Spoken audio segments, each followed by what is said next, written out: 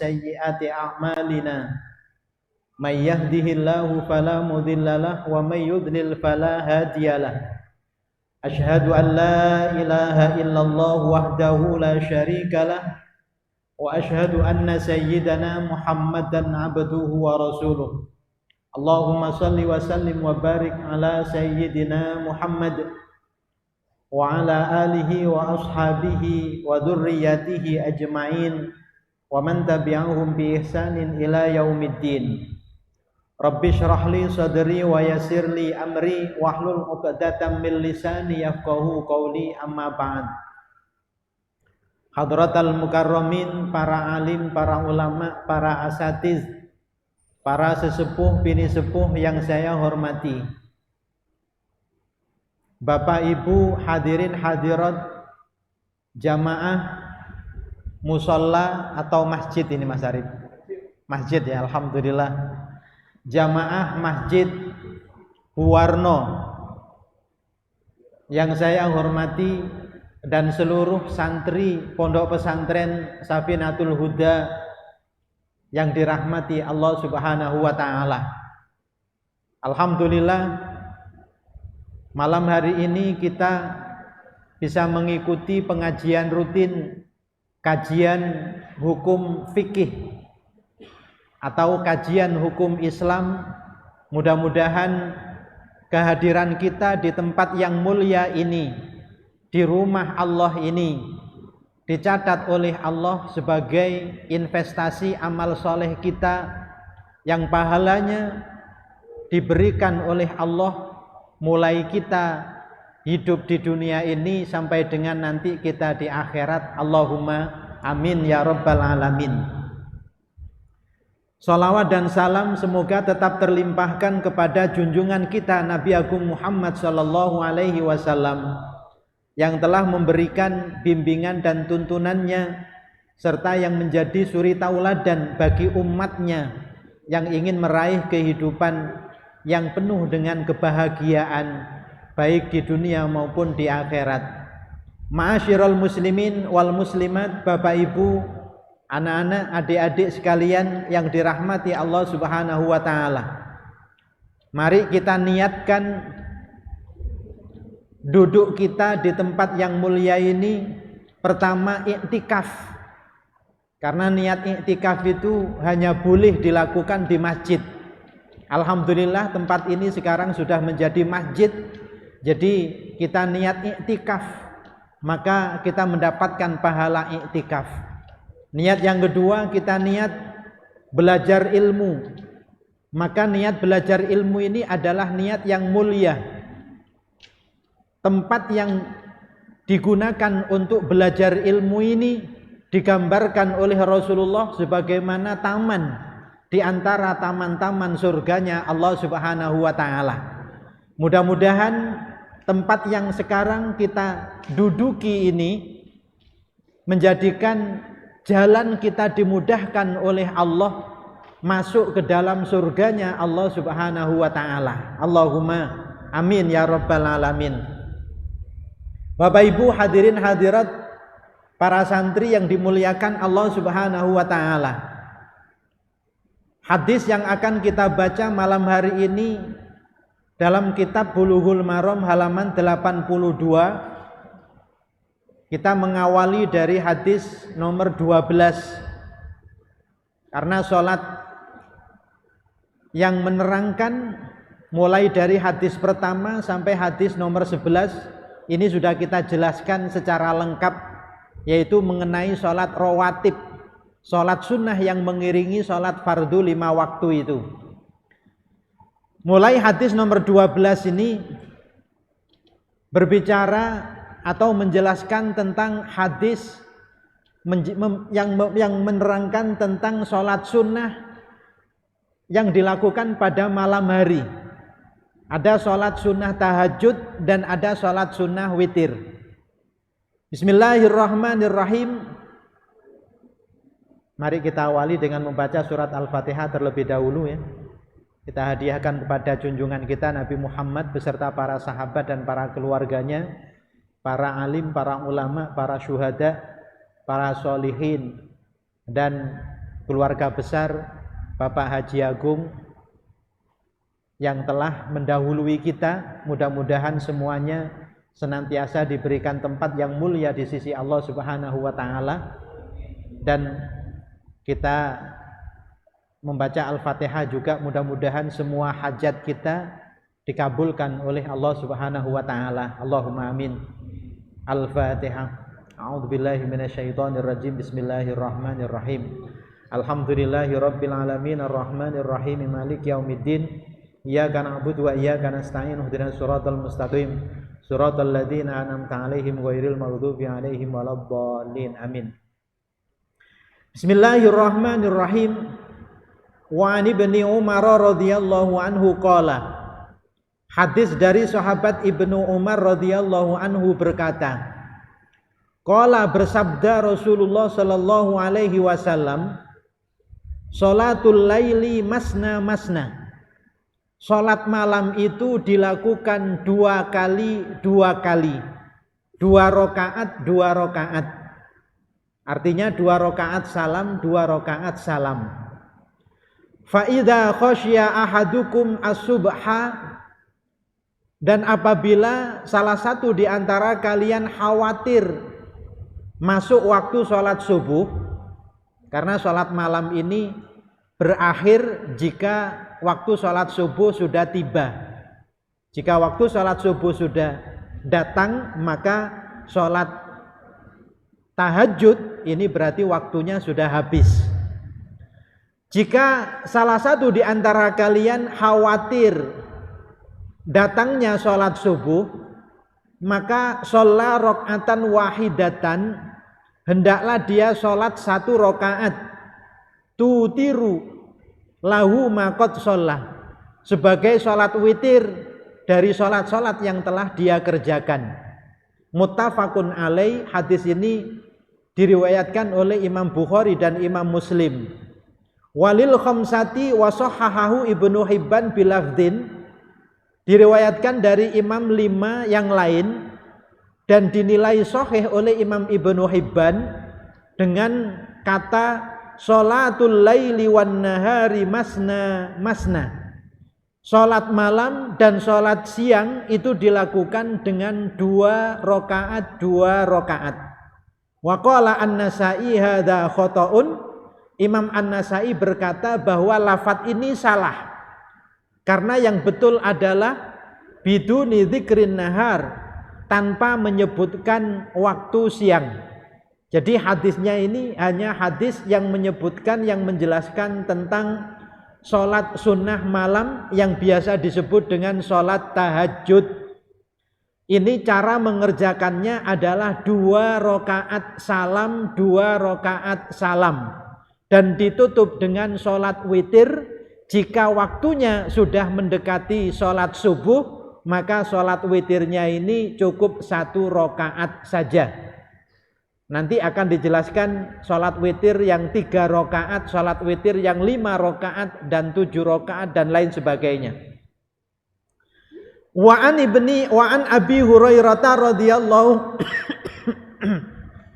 qala, hadis diriwayatkan dari sahabat Abu Hurairah berkata, qala Rasulullah, bersabda Rasulullah sallallahu alaihi wasallam, afdhalus sholati ba'dal faridati, lebih utamanya sholat setelah sholat fardu, atau sholat yang paling utama setelah sholat fardu, sholatul laili, adalah sholat malam yang disebut dengan sholat tahajud. Hadis ini menjelaskan bahwa sholat fardu ini adalah sholat yang paling utama. Jadi saya pernah menjelaskan sholat atau ibadah apapun, itu ibadah yang wajib ini adalah ibadah yang paling besar tingkatannya, yang paling tinggi tingkatannya, yang paling besar nilai pahalanya. Kalau ibadah-ibadah sunnah ini memiliki keutamaan yang sangat besar, itu masih di bawah level besarnya pahala ibadah-ibadah wajib, termasuk ibadah sholat. Maka kalau misalnya dalam sholat rawatib beberapa pertemuan yang lalu kita menjelaskan 2 rakaat sholat fajar, sholat sunnah qobliyah subuh atau sholat sunnah fajar tersendiri yang waktunya setelah masuk waktu sholat subuh, itu nilainya lebih baik daripada nilai dunia seisinya. Itu berarti sholat fardunya, sholat subuh, sholat zuhur, sholat asar, sholat maghrib, sholat isya, itu nilainya jauh lebih baik daripada nilai dunia dan isinya. Ini yang harus kita pahami. Sehingga jangan kemudian karena membaca riwayat keterangan sholat sunnah fajar ini nilainya lebih baik daripada dunia seisinya, akhirnya hanya mengerjakan sholat sunnah itu dan sholat wajibnya ditinggalkan. Padahal sholat sunnah ini fungsinya antara lain adalah untuk menyempurnakan sholat wajib. Maka kalau sholat sunnahnya dikerjakan, sholat wajibnya tidak dikerjakan, bagaimana bisa menyempurnakan? Oleh karena itu, yang paling utama yang harus kita perhatikan adalah sholat fardunya dulu. Baru kemudian kita menambahkan sholat-sholat sunnah untuk menyempurnakan sholat-sholat fardu yang kita kerjakan itu. Hadirin hadirat ma'asyiral muslimin wal muslimat, para santri yang dirahmati Allah Subhanahu wa ta'ala. Hadis ini sesuai dengan firman Allah di dalam surat Al-Isra ayat 79.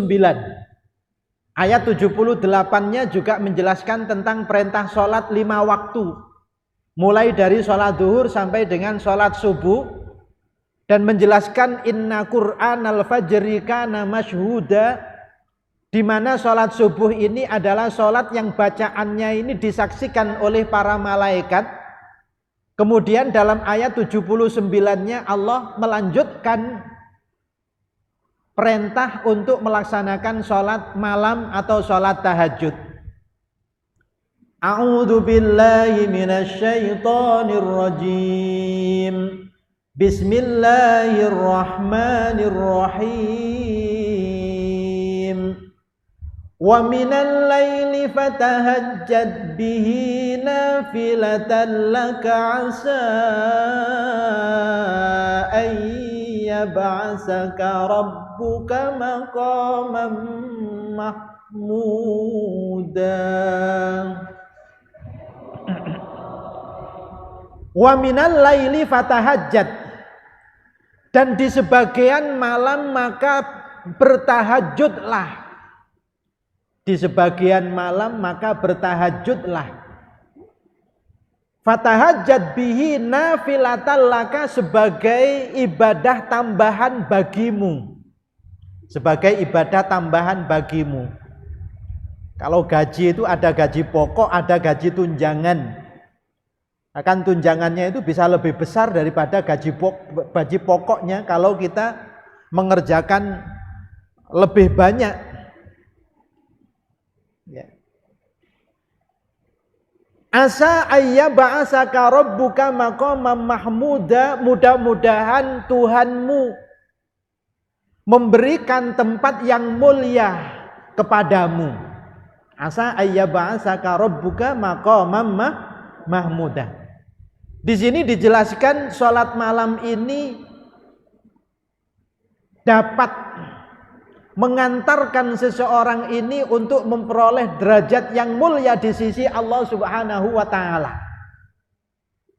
Derajat yang mulia ini dalam pandangan Allah, bukan dalam pandangan manusia.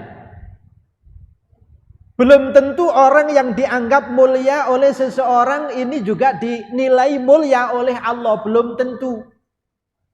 Dan belum tentu juga orang yang dianggap rendah oleh orang lain ini dinilai rendah juga oleh Allah Subhanahu wa ta'ala. Bisa jadi ada orang yang dalam pandangan manusia ini tidak ada kemuliaan sama sekali. Tapi dalam pandangan Allah orang ini adalah orang yang sangat mulia, yang tinggi derajatnya. Itu yang disebut dengan gharibun fil ardi masyhurun fis sama. Orang yang di bumi ini tidak terkenal. Tidak ada orang yang tahu bahwa orang ini adalah orang yang mulia.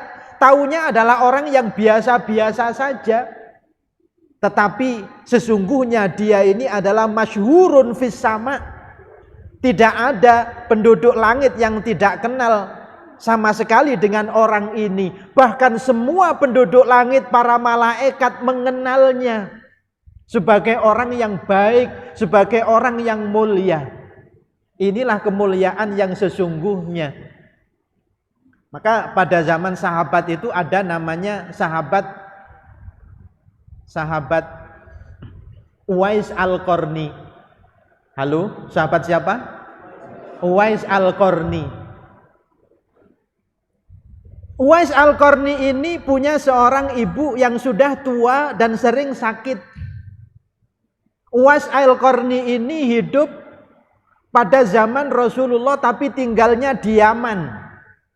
Ini jauh dengan Mekah, jauh dengan Madinah. Zaman itu karena perjalanan waktu itu hanya ditempuh dengan kendaraan onta, kuda, tidak ada kendaraan mobil, sepeda motor, pesawat, kapal laut. Kapal laut sudah ada tapi tidak seperti sekarang. Beliau minta izin kepada ibunya yang sedang sakit ini untuk sowan silaturahim kepada Nabi Muhammad di Mekah, di Madinah. Ibunya sebenarnya sangat berat karena kondisi ibunya sudah tua dan sangat membutuhkan bantuan ya untuk keperluan sehari-hari. Tapi melihat putranya Uwais Al-Qarni yang begitu kuat keinginannya untuk ketemu dengan Rasulullah ini, akhirnya diizinkan juga oleh ibunya. Dan Uwais Al-Qarni ini tentu menyiapkan orang yang membantu keperluan ibunya selama ditinggal ketemu dengan Nabi. Uwais Al-Qarni ini mengatakan kepada ibunya, "Ibu, saya hanya ingin ketemu dengan Rasulullah dan setelah saya ketemu saya akan kembali lagi. Saya tidak akan lama. Saya akan kembali kepada ibu dan akan merawat lagi ibu." Insyaallah ketika perjalanan ditempuh yang begitu jauh dari Yaman ke Madinah, ternyata ketika sampai di Madinah, ini Nabi tidak sedang berada di Madinah. Insyaallah. Tapi kerinduan sahabat Uwais Al-Qarni kepada Rasulullah itu begitu kuat, begitu besar. Ya, ternyata ketika di Madinah ini beliau tidak bisa ketemu dengan Nabi karena Nabi sedang berada di luar Madinah. Maka sahabat Uwais Al-Qarni ini sebenarnya ingin menemui Rasulullah di tempat di mana Rasulullah berada, tetapi karena janjinya kepada ibunya ini Uwais Al-Qarni tidak akan lama di Madinah, maka keinginannya itu diurungkan kembali. Akhirnya kembali ke Yaman. Masya Allah. Ketika Nabi kembali ke Madinah itu, Nabi kemudian memanggil para sahabat-sahabat besar. Di antaranya di situ adalah sahabat Umar bin Khattab radhiyallahu anhu. Maka kepada sahabat Umar dan para sahabat-sahabat lain, beliau berpesan, Umar, nanti ketika kamu menjadi pemimpin penggantiku, ya Rasulullah sudah mengatakan begitu, kamu nanti akan didatangi oleh sahabatku dari Yaman. Kalau dia bersama dengan rombongan teman-temannya yang lain, maka carilah rombongan dari Yaman itu sahabatku yang bernama Uwais Al-Qarni. Undanglah di tempatmu dan mintalah doa kepadanya. Karena doa dia diijabah oleh Allah Subhanahu wa ta'ala. Allahu Akbar. Anak-anak sekalian, karena memang ternyata Uwais Al-Qarni ini setelah kepergiannya ke Madinah dan tidak ketemu dengan Nabi itu, setelah itu kemudian tidak ada kesempatan lain untuk pergi ke Madinah untuk menemui Rasulullah sampai Rasulullah wafat. Baru bisa ke Madinah lagi ketika ibunya sudah meninggal dunia. Dan pada saat itu di Madinah sudah dipimpin oleh Khalifah Umar bin Khattab radhiyallahu anhu. Maka bersama rombongan Uwais Al-Qarni ini datang ke Madinah dalam rangka untuk berdagang. Setelah tiba di Madinah, sahabat Umar mengutus seseorang untuk menanyakan apakah ada salah seorang di antara rombongan itu yang bernama Uwais Al-Qarni. Setelah ditanyakan ada, maka disampaikan kepada rombongan itu, disampaikan semua rombongan ini diundang oleh khalifah, diundang oleh Amirul Mukminin Umar bin Khattab radhiyallahu anhu. Betapa senangnya rombongan dari Yaman ini karena mereka mendapat kehormatan diminta hadir di rumahnya pemimpin umat Islam sedunia saat itu Umar bin Khattab radhiyallahu anhu. Maka datanglah mereka ke tempat Sayyidina Umar, ke rumah Sayyidina Umar, tapi bukan istana rumahnya, rumah yang sangat sederhana. Nah, ketika sampai di rumah itu, beliau kemudian bertanya, siapa di antara kalian yang bernama Uwais Al-Qarni? Semua kaget, rombongannya kaget. Kok Uwais Al-Qarni yang ditanya? Dan kok Sayyidina Umar ini tahu ada yang bernama Uwais Al-Qarni? Ya. Kok tidak menyebut yang lain yang juga punya nama? Ini sahabat, teman-temannya ini bingung semuanya. Ya, ada apa Uwais Al-Qarni ini? Kok Sayyidina Umar sudah tahu namanya? Ya. Akhirnya yang lebih mengagetkan lagi setelah Uwais Al-Qarni ini memberitahukan dirinya, saya ya Amirul Mukminin Uwais Al-Qarni. Ternyata sahabat Umar kemudian mengatakan, berdoalah untukku dan untuk semua yang hadir di sini. Rombongannya Uwais Al-Qarni ini bertambah kaget, bagaimana mungkin sahabat Umar, sahabat yang besar, sahabat yang paling dekat dengan Rasulullah, yang doanya pasti juga mustajabah, doanya pasti akan dikabulkan oleh Allah. Justru beliau yang minta doa dari Uwais Al-Qarni yang menurut rombongan ini tidak ada kelebihan apa-apa Uwais Al-Qarni ini. Kaget semuanya. Maka berdoalah Uwais Al-Qarni ini untuk semua yang hadir di dalamnya, di rumahnya Sayyidina Umar bin Khattab radhiyallahu anhu. Setelah selesai berdoa, semuanya ini banyak yang bertanya kepada sahabat Umar, wahai Umar, kenapa engkau minta doa kepada Uwais Al-Qarni? Bukankah dia orang biasa?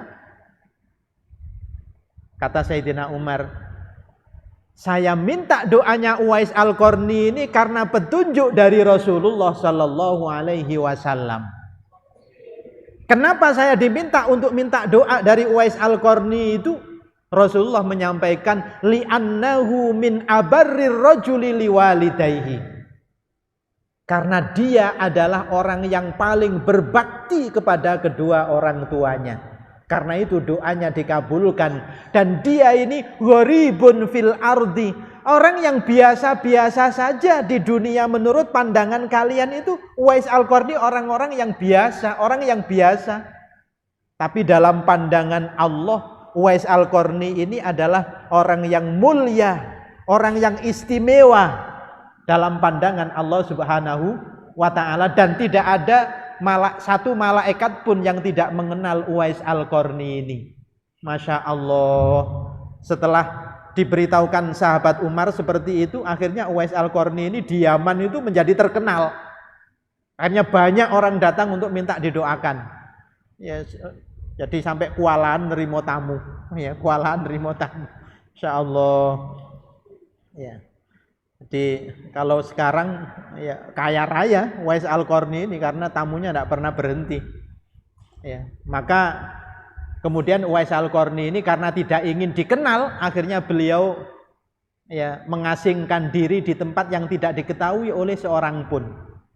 Jadi bahasa Jawa ini minggat. Jadi mengasingkan diri, minggat di tempat yang tidak ada satu orang pun yang tahu. Karena ingin fokus ya ibadahnya kepada Allah Subhanahu wa ta'ala dan tidak diganggu oleh orang lain. Maka sampai sekarang tidak dikenal makamnya di mana, tapi namanya diabadikan di dalam cerita hadis Rasulullah Sallallahu Alaihi Wasallam. Itu salah satu yang menjadikan hamba Allah ini mulia di sisi Allah ini adalah melalui sholat tahajud. Mudah-mudahan kita semuanya diberikan ya kemampuan untuk istiqomah melakukan sholat tahajud ya. Allahumma amin. Tahajud. Tidak ada, bahkan di dalam kitab-kitab yang ditulis oleh para ulama itu, tidak ada ulama-ulama yang menjadi kekasih-kekasih Allah, para nabi, para rasul yang menjadi kekasih-kekasih Allah, hamba-hamba yang dicintai oleh Allah yang tidak melakukan sholat tahajud. Tahajud ini, sholat tahajud ini adalah menjadi salah satu ciri khas kekasih-kekasihnya Allah, para ulama, para wali-walinya Allah Subhanahu wa taala. Sampean tidak harus menjadi wali yang dikenal oleh orang banyak. Bisa jadi kalau sampean bisa istiqomah sholat tahajud ini, sampean sudah menjadi walinya Allah meskipun tidak ada orang yang tahu dan tidak perlu tahu. Ya, tidak perlu tahu. Masya Allah. Saya dengan Abah Haji Agung ini kadang-kadang juga iri ya, begitu berbaktinya kepada orang tua ini. Pada waktu masa pandemi kemarin, Mas Arief yang cerita itu ya tidak berani kemana-mana karena menjaga orang tuanya ini. Keberhasilan beliau, kesuksesan beliau, saya yakin bukan murni dari beliau. Saya baru tahu rahasianya dari cerita Mas Arief itu. Bagaimana beliau ini adalah orang yang sangat berbakti kepada kedua orang tuanya. Sampai musolanya ini yang sekarang menjadi masjid Buwarno.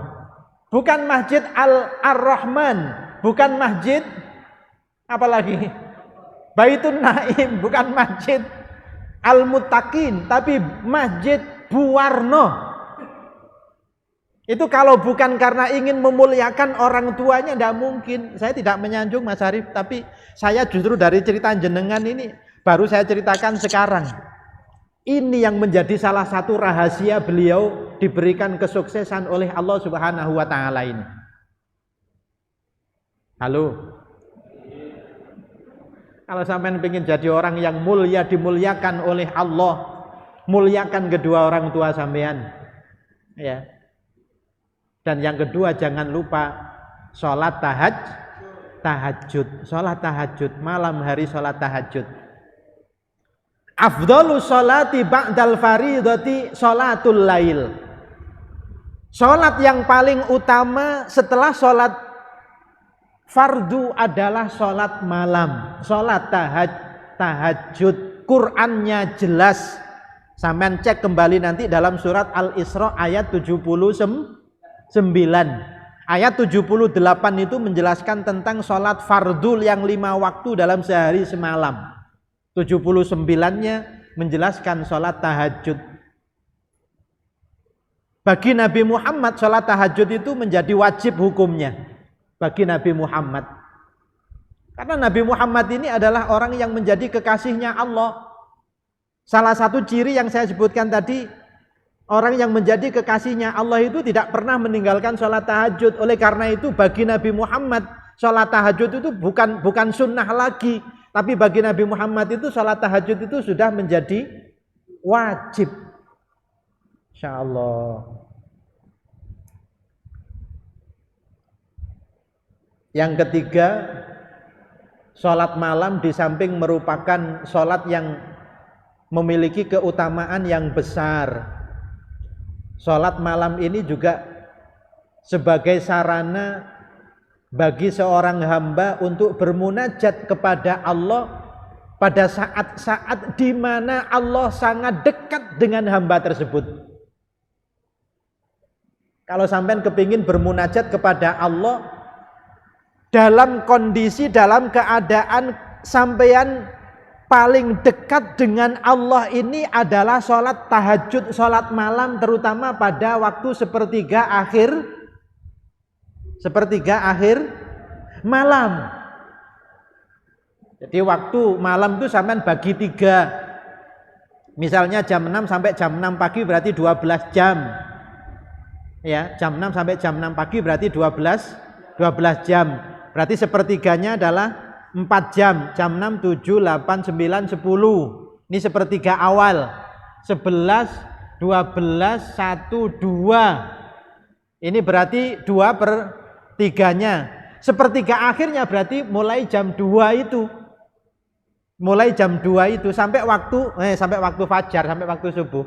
Baginya bukan jam 6 sampai jam 6 pagi, sampai waktu subuh, sampai waktu fajar. Nanti mulai jam 1 lah kira-kira. Mulai jam 1 sampai waktu subuh. Itulah waktu-waktu yang mustajabah. Dalam hadis yang diriwayatkan oleh Imam Bukhari dan Imam Muslim, ini sahabat yang meriwayatkan hadis ini sampai berjumlah 28 sahabat. Sehingga para ahli hadis mengatakan bahwa ini hadis mutawatir. Meskipun maknanya ini harus betul-betul kita hati-hati dalam memahami makna hadis ini. Hadisnya berbunyi, yanzilu rabbuna tabaraka wa ta'ala ilas sama'id dunya kullalailatin ilas sama'id dunya khina yabqa sulusul laili al-akhiru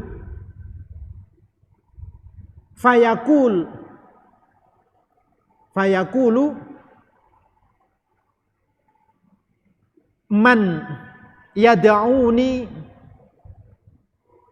fa astajiba lahu wa man yas'aluni fa u'tiyahu wa man yastaghfiruni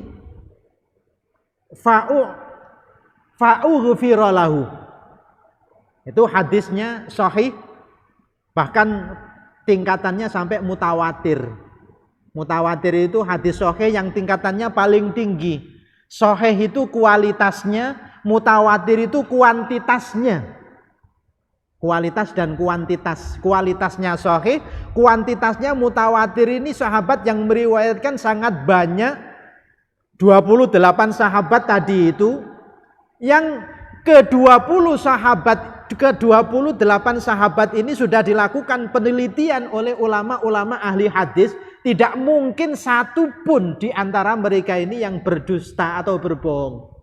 Itu namanya hadis mutawatir. Yanzilu rabbuna tabaraka wa ta'ala, Tuhan kita Allah yang maha agung dan maha tinggi itu turun kullalailatin setiap malam ilas sama'id dunya ke langit dunia. Allah turun ke langit dunia setiap malam. Ini yang tadi saya katakan hati-hati dalam memahami hadis ini, karena ada kelompok yang disebut dengan kelompok mutasyabbihah.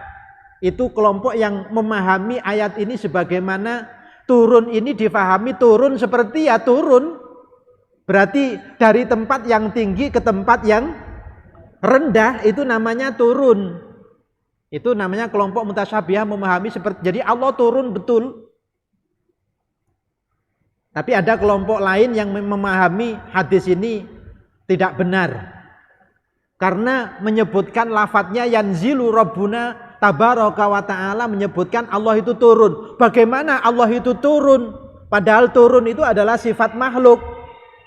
Allah tidak mungkin sama dengan makhluknya. Maka golongan Ahlus Sunnah wal Jamaah itu mengambil jalan tengah. Mengambil jalan tengah memahami hadis ini. Allah turun ke langit dunia ini betul-betul turun. Tapi bagaimana turunnya? Tentu tidak sama dengan makhluknya.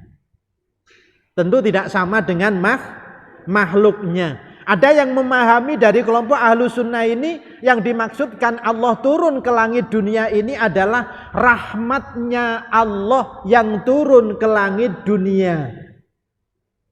Ada yang memahami lagi bahwa Allah mengutus malaikatnya untuk turun ke langit dunia. Ini kelompok Ahlussunnah wal Jamaah memahami hadis ini. Fayaqulu, untuk apa Allah turun ke langit dunia setiap sepertiga akhir malam itu? Allah memanggil-manggil kepada hambanya. Famay yad'uni fa'astajiba lahu. Siapa yang berdoa kepadaku maka akan aku kabulkan doanya. Halo. Jadikan waktu malam sepertiga akhir malam sebelum waktu masuk sholat subuh itu, kalau panjenengan semuanya punya hajat kepada Allah, hajat apapun kepada Allah, jadikan malam itu malam untuk bermunajat kepada Allah.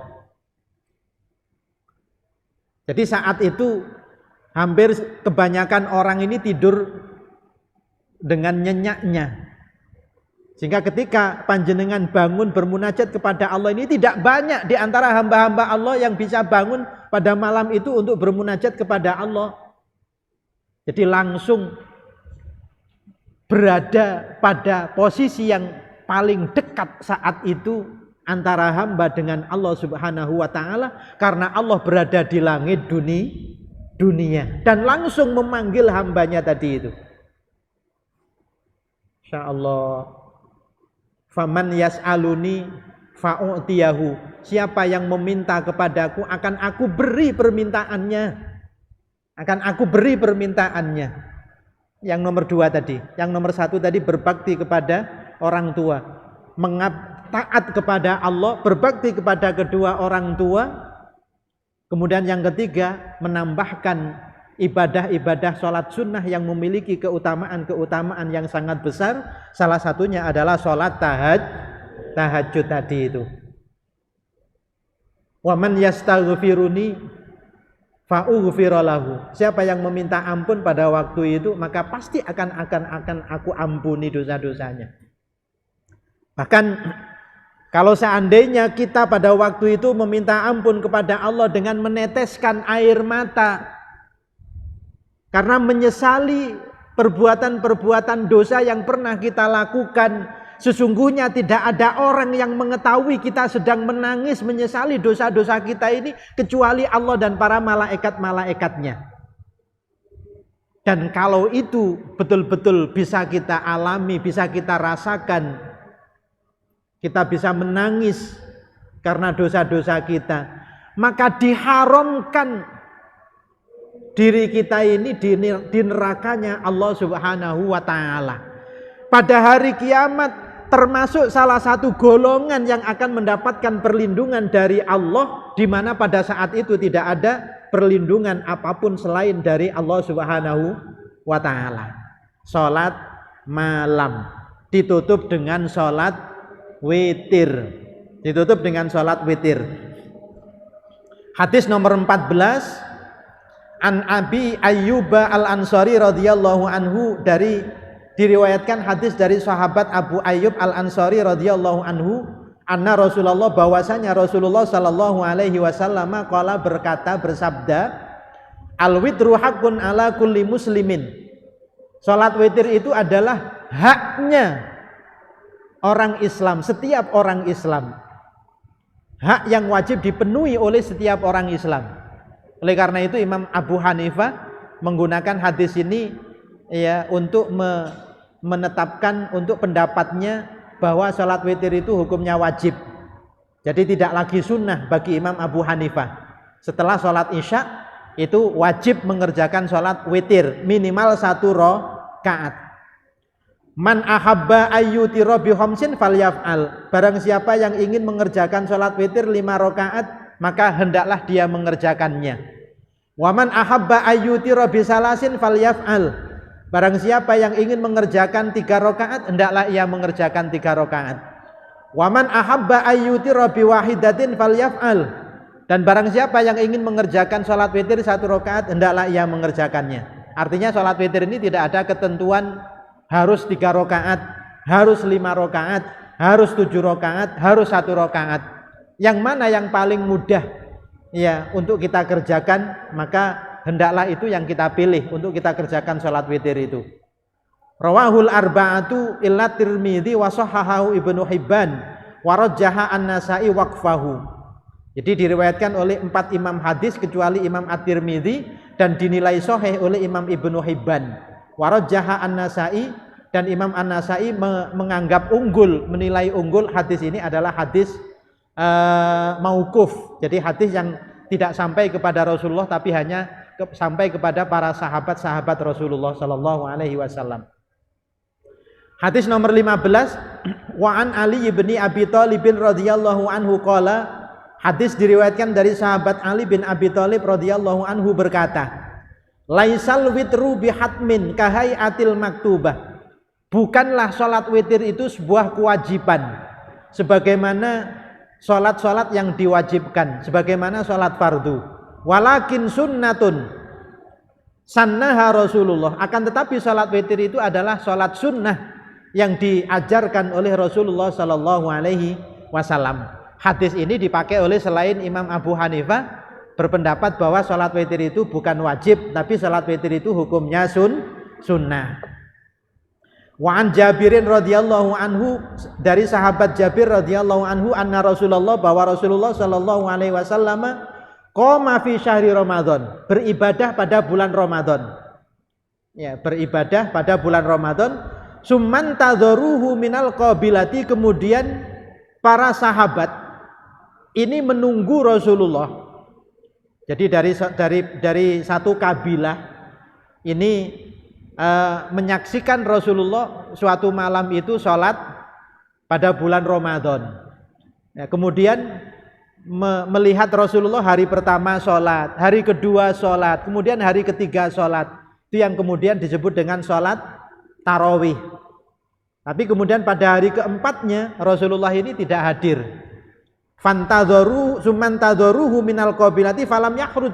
Rasulullah tidak keluar ke masjid pada hari keempat, padahal banyak kabilah-kabilah yang sudah menunggu akan ikut sholat bersama dengan Rasulullah. Ternyata Rasulullah tidak keluar. Maka Rasulullah kemudian paginya bersabda, inni khasyitu ayyuktaba alaikumul witru. Saya khawatir kalau sholat malam yang saya kerjakan itu menjadi sholat yang diwajibkan kepada kalian, yaitu sholat witir. Maka ini jelas menjadi bukti bagi para imam madhab selain Imam Abu Hanifah bahwasanya sholat witir itu bukan merupakan sholat yang wajib, tetapi hanya merupakan sholat sunnah. Tetapi meskipun itu sholat sunnah, ini tentu memiliki keutamaan-keutamaan yang sangat besar dan menjadi penutup bagi sholat tahajud yang sudah saya terangkan keutamaan-keutamaannya tadi itu. Demikian, kalau ada yang bertanya kami persilakan, satu pertanyaan. Nggih, kalau tidak ada kita tutup. Nggih, monggo.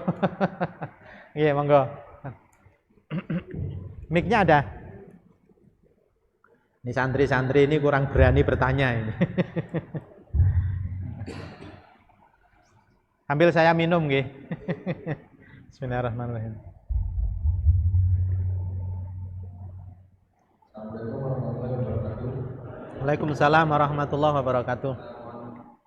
Ustaz, jadi saya bertanya ini karena tadi Ustaz penjelasan mengenai sholat tahajud, utama hadis salah satunya. Ya. Kalau saya lihat fenomena mungkin kita melihat 10 tahun terakhir ini saja, mungkin bukan 10 tahun, mungkin 1 tahun terakhir atau 100 tahun terakhir, saya yakin kan selama sampai saat ini masih banyak ulama-ulama, alim ulama yang insya Allah mungkin masih rajin sholat tahajud ya. Ya. Saya. Misalnya doa-doa beliau itu masih doa-doa yang baik untuk kebaikan umat Islam. Tapi kalau kita lihat 100 tahun terakhir, justru kondisi umat Islam sangat memprihatinkan. Mulai dari Palestina, yang sekarang mungkin negaranya tidak tersisa 5% yang dibanding dulu sebelum Israel masuk. Kemudian kalau kita melihat bagaimana pertumbuhan Amerika dan Yahudinya, dan sekarang negara yang besar itu Cina juga komunis anti Tuhan gitu. Jadi semakin di sini yang bermunculan justru semakin bangsa-bangsa orang-orang yang Islam atau kafir gitu. Dan saya mau bertanya, ini menjadi keresahan saya secara pribadi sebagai orang Islam. Sebenarnya fenomena apa yang terjadi dan kalau misalkan banyak ulama yang menjalankan tahajud, kira-kira Allah apa akan mengabulkan doa-doa beliau-beliau itu sehingga umat Islam itu berada pada masa kejayaannya atau tidak dilemahkan seperti saat ini Ustaz. Dan di Indonesia mungkin 10 tahun terakhir sangat terasa sekali. Itu tanya dari saya. Assalamualaikum warahmatullahi wabarakatuh. Waalaikumsalam warahmatullahi wabarakatuh.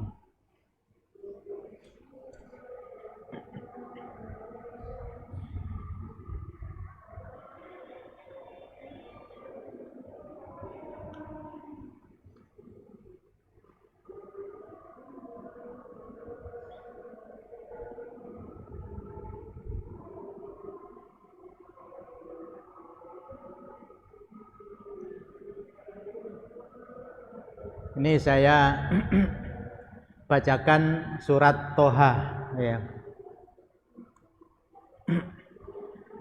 A'udzu billahi minasy syaithanir rajim. Bismillahirrahmanirrahim. Wala tamuddanna 'ainayka ila ma matta'na bi azwajan minhum zahratal hayatid dunya linaftinahum fih wa rizqu rabbika khairu wa abqa. Ini surat Toha ayat berapa ini? Nanti 8, 9, 10, 11.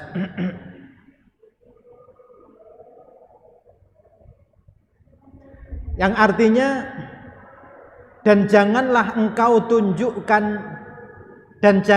engkau tujukan pandangan matamu kepada kenikmatan yang telah kami berikan kepada beberapa golongan dari mereka. Ini nasihat Rasulullah kepada para sahabat-sahabat Nabi yang melihat kemewahan kehidupan dunia orang-orang kafir pada waktu itu. Jadi yang sebenarnya saat ini yang sekarang kita lihat, misalnya kenapa orang-orang Amerika, orang-orang Cina yang kafir itu, jadi jangan salah paham kalau saya bilang kafir itu bukan merendahkan mereka, memang istilahnya kafir. Kafir itu bukan sesuatu yang rendah, bukan untuk merendahkan, bukan. Tapi memang istilah bagi orang-orang yang tidak beriman kepada Allah. Janganlah engkau tujukan pandangan matamu kepada kenikmatan yang telah kami berikan kepada beberapa golongan dari mereka. Mereka itu dalam tafsirnya adalah orang-orang kafir yang diberikan kemewahan kehidupan dunia oleh Allah. Zahratal hayatid dunya sebagai bunga kehidupan dunia. Jadi kemewahan dunia itu memang telah diberikan oleh Allah kepada orang-orang kafir, tidak hanya pada saat sekarang ini. Linaftinahum fi, agar kami uji mereka dengan kesenangan itu. Jadi mereka sengaja oleh Allah disibukkan dengan kemewahan dunia, tapi jangan menganggap bahwa kehidupan mereka yang penuh dengan kemewahan dunia itu pasti membawa mereka kepada kebahagiaan dalam hidup mereka. Saya pernah mendengar orang yang pernah ke Jepang. Jadi saya pernah mengikuti pelatihan ISQ 165 Ari Ginanjar. Saya ikut ke Jakarta 1 minggu. Beliau pernah ke Jepang.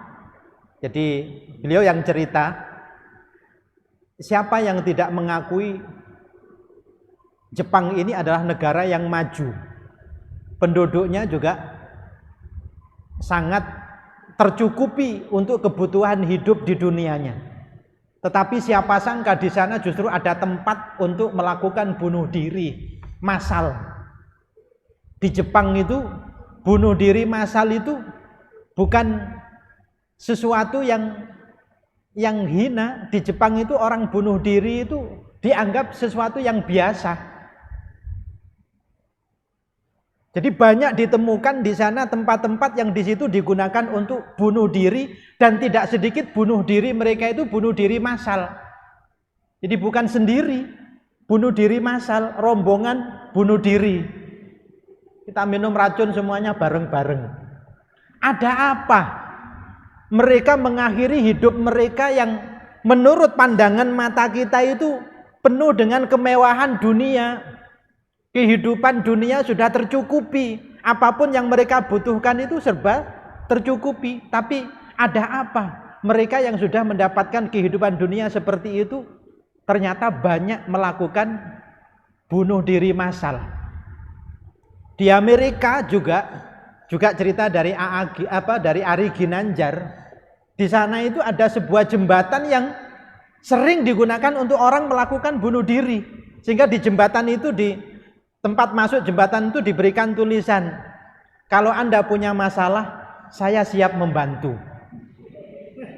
Kalau Anda punya masalah, saya siap membantu. Sebelum memutuskan untuk bunuh diri itu, agar orang ini mau konsultasi supaya tidak jadi bunuh diri. Saking banyaknya orang yang bunuh diri. Jadi kita diingatkan oleh ayat ini bahwa jangan kita terpesona dengan kemewahan dunia yang telah diberikan oleh Allah kepada orang-orang yang tidak beriman itu. Bahkan Allah menutup ayat ini, warizqu rabbika khairu wa abqa. Karunia Tuhanmu berupa kenikmatan iman yang diberikan kepada kita hambanya, dan bisa menjalankan perintah Allah. Kita bisa menjalankan fungsi kita sebagai hamba Allah dengan mentaati segala perintahnya dan dengan meninggalkan segala larangannya. Itu adalah khairun, lebih bagus, wa abqa, dan lebih kekal. Janji Allah nanti di akhirat berupa surganya Allah itu lebih kekal, dan itu bukan hanya lebih bagus daripada kenikmatan dunia, tetapi tidak ada kenikmatan dunia sedikit pun yang menyamai kenikmatan kehidupan akhirat yang dijanjikan oleh Allah kepada orang-orang yang beriman itu. Maka saya ingin menyampaikan dalam menjawab pertanyaan panjenengan tadi, jadi kesuksesan kehidupan ekonomi seseorang ini bukan menjadi ukuran keberhasilan seseorang.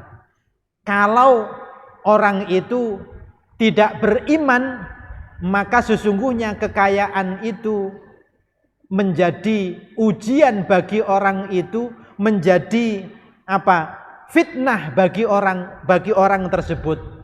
Berbeda dengan ketika yang diberikan kekayaan dunia ini adalah orang yang beriman. Itu adalah derajat yang paling tinggi yang diberikan oleh Allah Subhanahu wa ta'ala. Jadi derajat yang paling tinggi itu derajat orang yang beriman, kemudian diberikan ilmu, diberikan kekayaan yang melimpah oleh Allah Subhanahu wa ta'ala. Itu derajat yang paling tinggi. Mad dunya illa li arba'ati nafarin. Itu ada hadisnya, dan hadisnya sahih. Dunia ini tidaklah diberikan kecuali kepada 4 golongan, 4 orang. Yang pertama, rajulun, jadi zu ilmin, rajulun yang diberikan ilmu dan diberikan harta benda yang sangat banyak, pinter, kaya. Orangnya beriman, kehidupan dunianya sukses. Itu adalah orang yang paling tinggi derajatnya di sisi Allah Subhanahu wa ta'ala. Yang kedua, orang yang punya ilmu, orang yang beriman meskipun tidak punya harta, itu derajat yang paling tinggi. Yang kedua, dua ini, itu pernah saya terangkan, dua golongan ini yang diselamatkan oleh Allah.